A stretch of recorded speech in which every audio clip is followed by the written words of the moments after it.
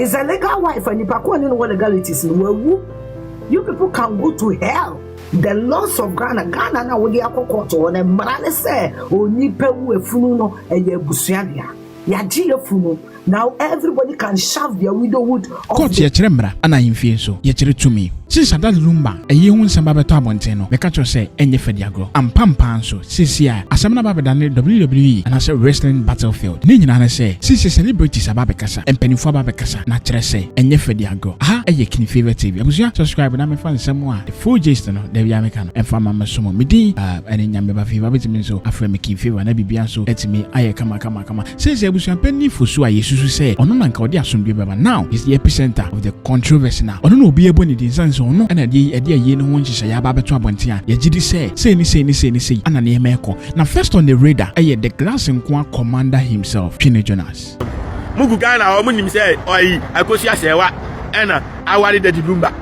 Omo Daddy Lumba ni omawo ma fo na aka nyina nkru ni Odo Broni. Na according to Twene Jonas o kire say Odo Broni enya de a oye Daddy Lumba yere oye side chick because oni no nim ni say Akosua Serwaa ai gidi say oni Daddy Lumba eye awade ho nhihye anase o wade Daddy Lumba in Germany 2004 no ono ena ye obi a kire say oye Daddy Lumba yere ankasa nti si ano Odo Broni a oni na ho a kire say wo su odwen wadwado no oye side chick omo nyina side chicks enti aye dan na yesi o oba na waware Daddy Lumba ni ye ma no emeye kuna ye ma no ma yie na se ye be ma side chick ba ko na ba yie na se abaye yire na ona mo yesa we no eye jimi na mo jimi Daddy Lumba isu ogina ba bi ato nyoma amabusu yan mesra mo mi wu achi ma mo remfi Akosua Serwaa no abre e wo me ho ono a o ne nyom nyina o an o chese da ni Abusuapanin se ntia bofo mo Abusuapanin be wu o sika de kwa he Abusuapanin su be wu bi o sika o de kwa he papa yi o ti ase ne nyom o ye nyina ba bia ni waka se o mi wu achi mo fa ma mo remfi Odo Broni ana ma mo remfi me side chick we da bi o se mi wu achi me yire Akosua Serwaa ma mo remfi ne da na wa bre wo me ho papa enti aberewa yi onye momobo aketesu abeji aberewa ikunu one for so many years na wa wunsu a mo si da bi ya beto maami atwene ni ama side chick abeya yire on mo yesa enye fine na yesa mama saman na yesa ma twentwen na ansoa Afia Schwarzenegger the queen of loud opinions and so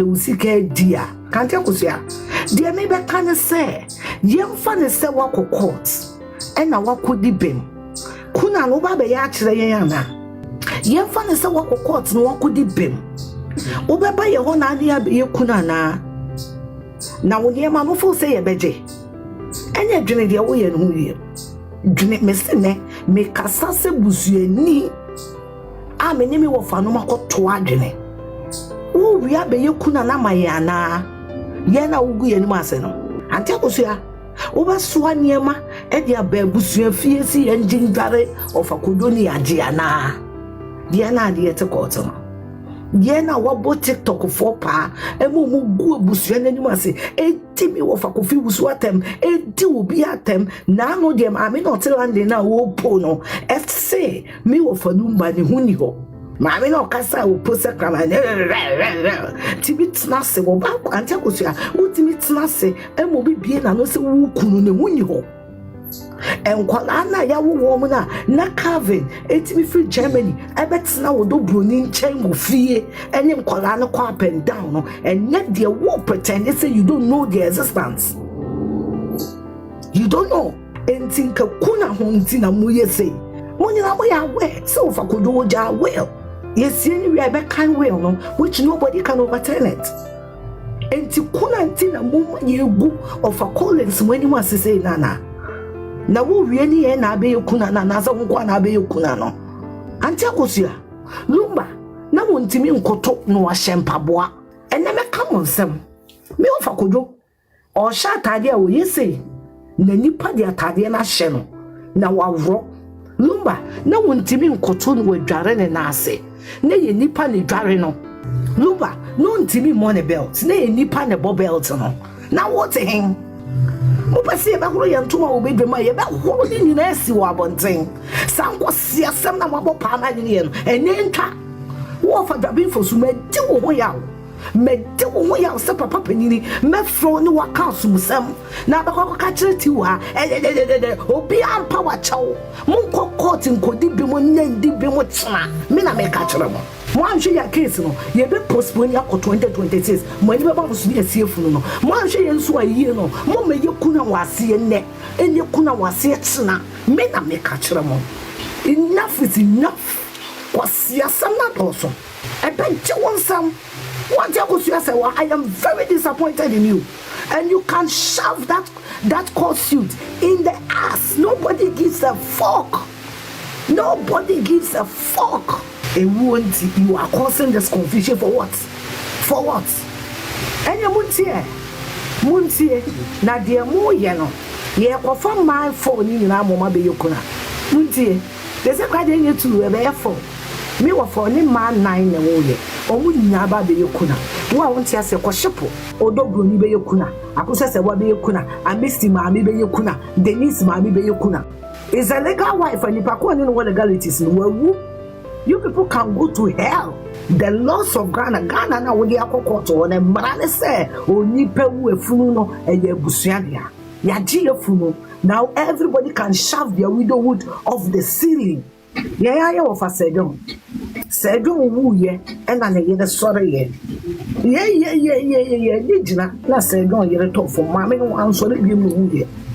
Dia mo ye no. E ma Lumba. E ma of akojo be fa wo bi nko.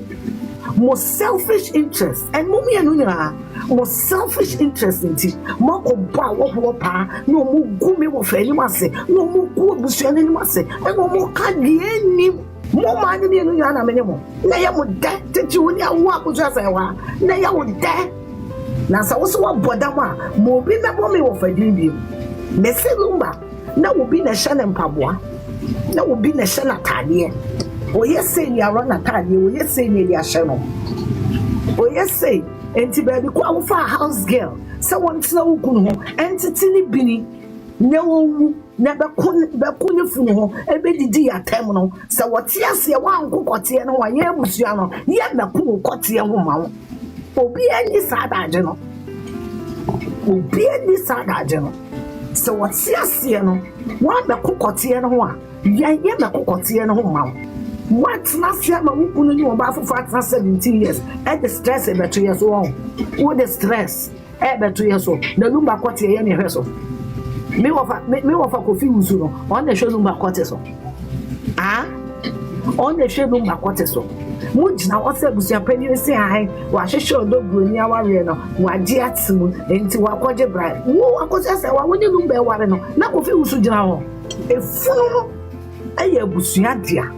Ye decided choir ye faso a ye decided the way you kuna because ye bet me akase wo kuna ba ye few na ya anje wo ne ma ndware Abuja na nsem a Afia Schwarzenegger ade ababetu dwano ebi ane yeti a awe na bibia nso timi aye kama na anso a ane hu se Opambour ye Prophet Ebenezer Adakwa Jiadom oba ewurem oware no enti wo hwa se court ya ma media ban ye one person ya dey we are one of them from Sana Prophet me de wada no ma enne de me tie ye pa chaw aye one of them from Sana wada no me hu say Abusuapanin na yeah and me tie me pa chaw Daddy Lumba yire no the lawyer enuma sem enye manso nti na mo de asem ne court yeah na say de be Abusuapanin be kan we na etire wakan we no mo nti ase me mente dia wo kasa lawyer aka me kasa ma te lawyer asema na me boa eno kre prophet ba me wo kasa ni nyina no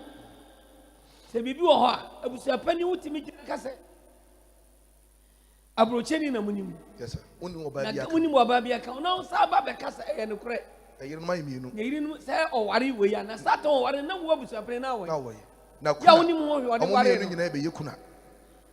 Eno na ede mfonso akraba. Ba ye ntimi kasa ntia no epani. Enti no ye beti be yesi ya. Prophet.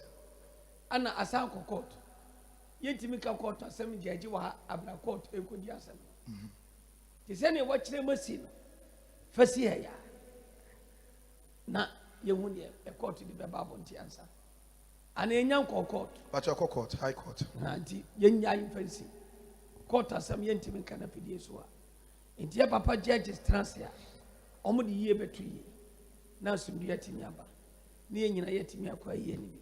Si enya ho a Awurade enhira ne mo nipa eye odefo. Court asem ye nka ne kase. Matthias, na prophet na mo question ba ko bi. Question bi a wo busa bi a no. Eye court asem ye ntimi nya no wa. But what down menya court asem. Asem one pacho Daddy Lumba funeral committee no. Aya me di ni die ni buo mampanimfo. Bi se every unity bia na ayi bia wo Ghana bia o say dey respect mo. Yes sir. No so tenadwamu a wo say the obeka na ya fa ye tima ka bi. Yeah, enti no mo. Ene ne ye be kire de wo so mo ka. Ye ntimi nyi court asem ni wa. Yes sir. Enti ma me jeju ne be transfer papa jeju do beka bia no. Eno ne ye be fa e wa ha. Minim sa mo nso mema sumdu aba. Ama aye no sane ya wo say kono akoni ye. Onyameti ase. Pacho oda ma asem a meti free me pacho Daddy Lumba funeral committee no. Chairman no wo no. Ne ho na ekire ma dwe kakra na mpese wa da me busa ho question kakra. No kire se obi wu a eye abusua no ne decide se wei and betima yekuna. Am say obi ne yire te na so wu a automatically no kuna yo no eye ne yire na eyo. But Abusuapanin timi decide se me ma ho nyekuna e ma ne ye sa pacho. Eno mi ntimi nka mo sa bra se no court. Asem no committee mi decide wa. Yes sir, prophet. Court decide say obima we yaba oma we ma se Abusuafo no mo asem kan kopie court. It once a kopie court na dan aban asem. It you ready aban beka. Yes sir. Ansa na aban. Yes sir. Ye ni hwe ka. Onyamisha. Ye fa ni die ma court. Pa. Na court nso emfa omo de mra bonten. Yes sir, prophet. Ansa na ebia ye timi abam aba beka bi. Atiase. Na ye papa num court ne ye mamnem judges anyansafo yi. Enkwa ne hia. Asem bie no wa wo nyame fa ho nyansa ma mo timi nie. Nti ye pa ye ta o machi. Amen. Na yo mo de besi bia no yenso ye beka bi wa. Na Ghana fo nyina so bete. Alwani hira obi a wo Yesu di mo. Opambour asem ni bi ni akwa kwesi asem na kwa isi politics between the NDC and the NPP. Is here and not just a family case, not just a mere family case, about a national problem. Because Daddy Lumba is a legend, and being a legend, no, in Penifon the best of asem way. Now, what it starts now is who is winning. Since here an injunction, no, in yantin to ye free court was say injunction and pat ya pass say they are 2 years no so. I deposit a year no. And you see, an idea connects a Akosua, ye train. It was a hiking fever TV subscribe, but in some beer a BCC in our babesum. Yamisha Macrow. Bye bye.